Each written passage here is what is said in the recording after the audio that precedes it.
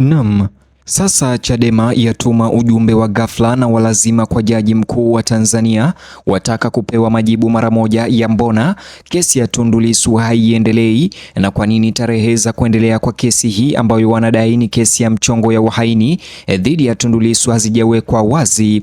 Na vilevile katika ujumbe huo kwa Jaji Mkuu leo, Chadema wameenda mbali zaidi kutaka kujua mambo mengine mazito zaidi kumhusu Tundu Lissu mahakamani na gerezani. Lakini kabla ni kuonyeshe yote hayo, kama kawaida yetu, bonyeza alama like, kisha bonyeza neno subscribe na alama ya kengele. Vile niambie unanisikiliza au kunipata vizuri ukiwa wapi, kama uko taifa la nje niambie uko taifa gani, na vile kama upo humo nchini Tanzania niambie unanipata au kunisikiliza vizuri kwa mkoa au maeneo gani. Joto la kisiasa nchini Tanzania limepanda tena baada ya Chadema leo jioni hii kutuma kile ambacho wengi wanakiita kuwa moja ya ujumbe wake mkali zaidi kwa Jaji Mkuu wa Tanzania, wakitaka majibu ya haraka kuhusu kesi ya uhaini iliyokwama inayomkabili mwenyekiti wa upinzani Tundu Antipas Lissu. Kambi ya upinzani sasa imetaka kujua jambo moja kwa uwazi: kwa nini Tundu Lissu amebaki korokoroni kwa muda mrefu huku kesi yake ikionekana kuganda ndani ya mahakama? Kwa nini tarehe za kusikilizwa hazikutangazwa waziwazi na rasmi? Na kwa nini mchakato huo uliendelea polepole licha ya kuwa suala hilo ni moja ya kesi nyeti zaidi za kisiasa nchini Tanzania? Kwa mujibu wa viongozi wa Chadema, hili halikuwa suala la kisheria tena. Walisema kuwa sasa limekuwa swali la kitaifa linalohusu haki, demokrasia na uhuru wa kisiasa nchini Tanzania. Chama hicho kilishutumu mfumo huo kwa kuweka kesi hai kwenye karatasi huku ikikwepa maendeleo halisi ndani ya chumba cha mahakama, na sasa shinikizo lilikuwa likielekezwa moja kwa moja kwenye mahakama yenyewe na Jaji Mkuu. Kabla hata kuingia ndani zaidi katika madai hayo rasmi, Watanzania wengi mtandaoni waligundua mara moja mabadiliko ya sauti kutoka kwa Chadema. Huu haukuwa tena ukosoaji wa kawaida. Upinzani sasa ulionekana kupinga hadharani ushughulikiaji mzima wa kesi hiyo, huku ukihoji kwa njia isiyo ya moja kwa moja ikiwa ushawishi wa kisiasa ulikuwa unaingilia uhuru wa mahakama. Na hapo ndipo mjadala wa usiku wa leo umekuwa nyeti sana, kwa sababu kwa miezi kadhaa sasa wafuasi wengi wa upinzani wamekuwa wakiendelea kuuliza swali lile lile mara kwa mara: ikiwa kweli serikali ya Samia Suluhu ina ushahidi wa kutosha dhidi ya Tundu Lissu, kwa nini mchakato huo ulichukua muda mrefu hivi? Na kwa nini kesi ziliendelea kukabiliwa na ucheleweshaji, mabishano ya kiutaratibu na kutokuwa na uhakika? Wakosoaji wa serikali walidai kasi ndogo yenyewe ilikuwa inageuka kuwa adhabu kabla ya uamuzi wowote kufikiwa. Taarifa ya hivi punde ya Chadema iliripotiwa kutaka maelezo kutoka kwa Jaji Mkuu kuhusu kwa nini rufaa na mwenendo mpana wa kesi hiyo uliendelea polepole bila ratiba inayoeleweka. Chama hicho kilisema kuwa haki iliyocheleweshwa ni kuwa haki inanyimwa. Mwanasheria mmoja anayeambatana na upinzani Chadema alinukuliwa akisema kuwa wakati mwingine kuchelewesha kuna kuwa uonevu. Sentensi hiyo pekee ililipuka mara moja kwenye mitandao ya kijamii usiku wa leo, kwa sababu wafuasi wa upinzani walitafsiri kama udhibitisho kwamba waliamini kwamba mchakato wa kisheria ulikuwa unaendelea kwa makusudi. Wafuasi wa serikali hata hivyo walikanusha vikali shutuma hizo na kusisitiza lazima mahakama ziruhusiwe kufanya kazi kwa uhuru bila kuingiliwa au shinikizo la kisiasa kutoka kwa wanaharakati au vyama vya upinzani. Lakini swali kubwa zaidi la kisiasa sasa ambalo haliwezekani kupuuzwa ni hili: je, kesi ya Tundu Lissu imebadilika polepole kutoka kwenye mahakama na kuwa uwanja wa vita vya kisiasa? Tangu Lissu alipokamatwa na kufunguliwa mashtaka kutokana na mamlaka za taarifa zinazohusiana na masuala ya usalama wa taifa, kesi hiyo imesalia kuwa moja ya matukio ya kisiasa yanayotazamwa zaidi nchini Tanzania.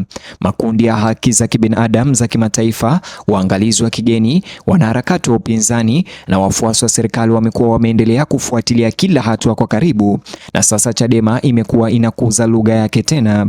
Chama hicho kimedai kuwa Watanzania wa kawaida walistahili kujua kama mahakama ilikuwa chini ya shinikizo la kisiasa au iwapo viongozi wa upinzani hawakutendewa sawa chini ya sheria.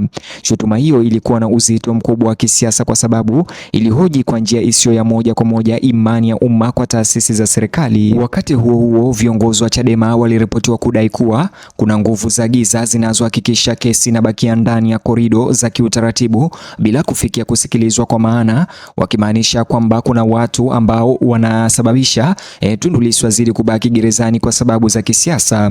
Msemo huo ulivutia hisia haraka kwa sababu ulipendekeza upinzani uliamini maslahi ya kisiasa yasiyoonekana yalitaka Lissu ajiepushe na siasa kali kwa muda mrefu iwezekanavyo.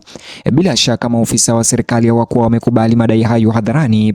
Vyanzo vilivyounganishwa na taasisi za serikali viliripotiwa kubishana kuwa matatizo ya kiutaratibu na masuala ya uhifadhi wa nyaraka yalikuwa sehemu ya sababu ya ucheleweshaji, lakini Chadema ilikataa maelezo hayo kabisa na kusisitiza kuwa hizo ni visingizio vilivyopangwa ili kukwepa kufichua sababu halisi za kukwama kwa kesi hiyo ya mchongo ya uhaini. Na hapa ndipo maoni ya kisiasa yalipozidi kuwa makali zaidi, kwa sababu iwe watu wanaunga mkono Chadema au la au CCM, wananchi wengi walisema wameanza kuona kwamba kadri kesi ilivyokuwa ikiendelea bila maendeleo makubwa ya mahakama, ndivyo mashaka ya kisiasa yalivyozidi kuongezeka karibu nayo. Katika siasa, ukimya mara nyingi hujenga nadharia nyingi kuliko majibu, na sasa hivi nadharia zilikuwa zikienea kila mahali.